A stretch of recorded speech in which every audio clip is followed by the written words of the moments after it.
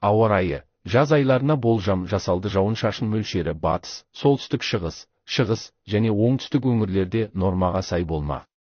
Алайда қалған аймақтарда жаңбыр аз жауады деп болжанып отыр. Экология және табиғи ресурстар министрі Ерлан Нысанбаев үкімет отырысында алдағы айларға арналған ауа райы болжамын жариялады деп хабарлайды ақпараттық порталы. Мамыр айында еліміздің көп бөлігінде күн ыстық әрі құрғақ болады деп күтіліп отыр. Дегенмен астық өсіретін өңірлерде, тау бөктерлері мен оңтүстіктің кейбір аймақтарында жауын-шашын мөлшері климаттық нормаға жақын болады. Министрдің айтуынша, мамырда Қостанай, Батыс Қазақстан, Маңғыстау, Қызылорда, Алматы, Жамбыл, Қарағанды, Ақтөбе, Атырау, Абай және Түркістан облыстарының жекелеген аумақтарында құрғақшылық болуы ықтимал. Маусым айында еліміздің басым бөлігінде ауа температурасы қалыпты деңгейде болады. Солтүстік және орталық өңірлерде 17-20 градус, батыста 23-25 градус. Ал оңтүстік батыс пен қиыр оңтүстікте күн әдеттегіден ыстық болады. Кей жерлерде температура 45 градусқа дейін жетуі мүмкін, деді Нысанбаев. Жауын-шашын мөлшері батыс, солтүстік шығыс және оңтүстік өңірлерде нормаға сай болмақ. Алайда қалған аймақтарда жаңбыр аз жауады деп болжанып отыр.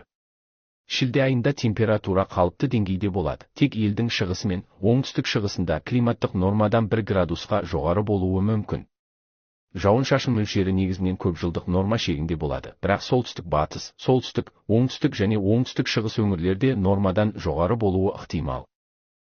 Күн ысуы – организмнің жоғары температураға ұшырауы нәтижесінде пайда болатын жағдай. Бұл көбінесе ыстық ауа райында ұзақ уақыт күн астында болу немесе жоғары температуралы ортада жұмыс істеу кезінде байқалады. Күн ысуының белгілері. Күн ысуының 3 дәрежесі бар. 1. Жеңіл дәрежесі. Әлсіздік.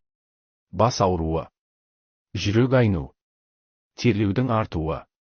2. Орташа дәрежесі. Еңсенің түсуі. Құлақтың бітуі. Құсу. Дем алудың жиілеуі. 3. Ауыр дәрежесі. Естен тану. Сананың бұзылуы. Жоғары дене қызуы 41-42. Тамырдың жиі соғуы 120-140 рет минутына. Алғашқы көмек көрсету. Науқасты көлеңкеге немесе салқын бөлмеге жатқызып, киімін жеңілдетіңіз. Басына мұзды немесе салқын су құйылған грелка қойыңыз. Салқын су немесе тұзды ерітінді ішкізіңіз. Дәрігер келгенше тыныс алуын қадағалаңыз. Алдын алу шаралары. Жеңіл ашық түсті киім киіңіз. Құлақшын, панама немесе күнқағар қолданыңыз. Ұзақ уақыт күн астында болмаңыз. Ыстық цехтарда жұмыс істегенде арнайы киім мен желдеткіш пайдаланыңыз. Күн ысуының алдын алу үшін ыстық ауа райында сақтық шараларын сақтау өте маңызды.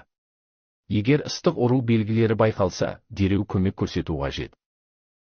Күн ысуы, яғни организмнің қызып кетуі, әдетте сыртқы температура 30-тан жоғары болғанда және ауа ылғалдылығы жоғары кезде жиі байқалады. Бірақ нақты қанша градусқа жеткенде күн ысуы болады деген сұраққа жауап беру үшін бірнеше факторды ескеру керек.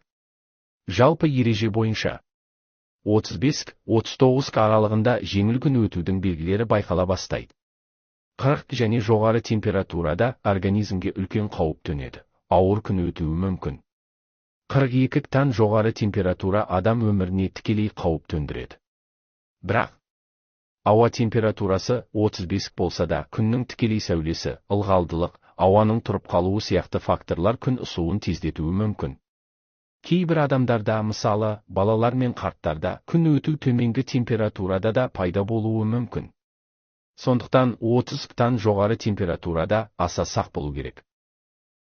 Суық пен ыстық ауа райы адамның денсаулығына әртүрлі әсер етеді. Төменде осы екі құбылыстың салыстырмалы ерекшеліктері берілген. 1. Температуралық шектер. Ауа райы түрі қауіпті температура. Ыстық 35-тан жоғары. Суық 10-тан төмен. 2. Ағзаға әсері. Көрсеткіш: ыстық ауа райы, суық ауа райы. Дене реакциясы: терлеу, дегидратация, қан қысымының түсуі, дірілдеу, қан тамырларының тарылуы. Ауру қаупі: күн өту, сусыздану, жүрек қан аурулары, тоңу, үсік шалу, тыныс жолдары аурулары. Жүрекке әсері жүрек соғысы жиілейді, жүрекке жүктеме артады, қан қоюланады. 3. Алғашқы көмек айырмашылығы. Көмек түрі ыстықта, суықта.